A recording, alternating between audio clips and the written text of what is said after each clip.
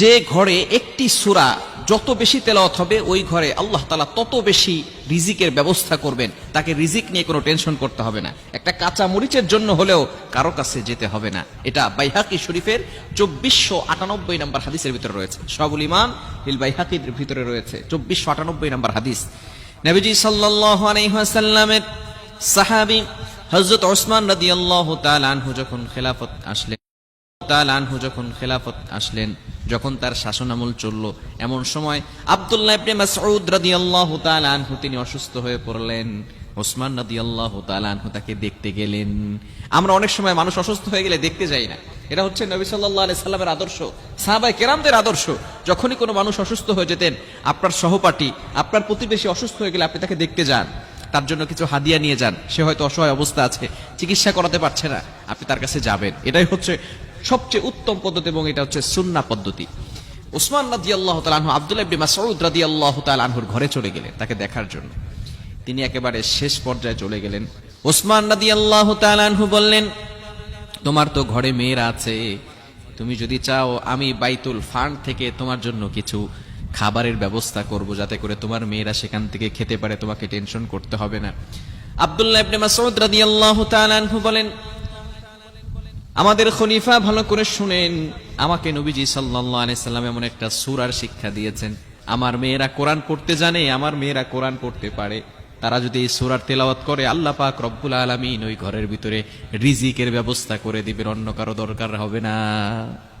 Can you imagine that? আপনি কল্পনা করতে পারছেন সাহাবায়ে কেরাম কেমন আল্লাহকে ট্রাস্ট করতেন, বিশ্বাস করতেন। নবী সাল্লাল্লাহু আলাইহি ওয়াসাল্লাম জানিয়ে দিয়েছেন, যদি ঘরের ভিতরে সূরা তেলাওয়াত করা হয়, কোরআন তেলাওয়াত করা হয়, ঘরের ভিতরে আল্লাহ তাআলা বরকত নাজিল করে। শুধু তাই নয়, আল্লাহ পাক রব্বুল আলামিন যেই সূরা তেলাওয়াত করলে ঘরের ভিতরে রিজিকের ব্যবস্থা করেন, সেই সূরাটা হচ্ছে সূরাতুল ওয়াকিয়া। এই সূরাটা আমরা অবশ্যই বাসায় পড়ব। বর্তমানে সাহাবায়ে কেরামদের তারা নিজেরাও কোরআন পড়তে পারতেন, তাদের সন্তানদেরকেও কোরআন পড়া শিখাতেন। আমরা নিজেরাও কোরআন পড়তে পারি না, সন্তানরাও কোরআন পড়তে জানে না। সন্তানদেরকে কোরআন পড়া শিখান, আপনি নিজে কোরআন পড়েন। আপনার ঘরের ভিতরে প্রত্যেক দিন মাগরিবের নামাজের পরে সূরা ওয়াকিয়ার তেলাওয়াত করেন। যখনই সুযোগ পান সূরা ওয়াকিয়ার তেলাওয়াত করেন। ইনশাআল্লাহ আল্লাহ তাআলা ঘরের ভিতরে রিজিক নিয়ে টেনশন করতে হবে না, রিজিকের অভাব দূর করে দিবেন। আল্লাহ পাক রব্বুল আলামিন কোথা থেকে যে রিজিকের ব্যবস্থা করবেন আপনি কল্পনাও করতে পারবেন না। মনে রাখবেন, একটা পাখি সকালবেলা খালি পেট থেকে ঘর থেকে বের হয়, খালি পেটে বের হয়, আবার সন্ধ্যার সময় ভরা পেটে সে চলে আসে। তাকে রিজিকের ব্যবস্থা করেন কে? লা রাযাকাকুম কামা ইয়ারযুকুত তায়র। পাখিকে যেভাবে আল্লাহ তাআলা রিজিকের ব্যবস্থা করেন, আপনাকেও আল্লাহ তাআলা সেভাবে রিজিকের ব্যবস্থা করে দিবেন। এজন্য রিজিক নিয়ে টেনশন করতে হবে না যদি আপনার ঘরের ভিতরে সূরা ওয়াকিয়ার তেলাওয়াত হয়। এজন্য সূরা ওয়াকিয়ার তেলাওয়াত চালু করেন। আপনার সন্তানদেরকে বলবেন প্রতিদিন মাগরিবের নামাজের পরে সূরা ওয়াকিয়ার তেলাওয়াত করতে। বলা যাবে তো ইনশাআল্লাহ? বলতে পারবো তো ইনশাআল্লাহ? সূরা ওয়াকিয়ার তেলাওয়াত যদি করে আল্লাহ তাআলা ওই ঘরের ভিতরে বরকত দিয়ে দেন, রিজিক নিয়ে ওই ঘরে কোনো টেনশন করতে হয় না।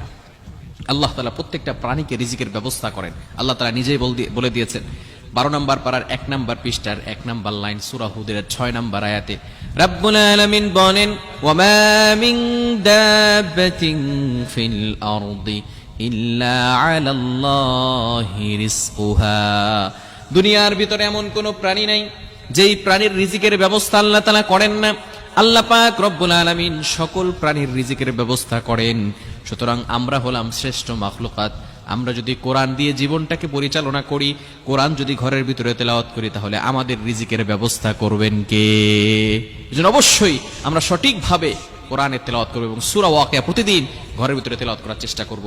আল্লাহ পাক রব্বুল আলামিন আমাদের সকলকে রিজিক নিয়ে দুশ্চিন্তা থেকে মুক্ত করেন। সকলে বলেন আমিন।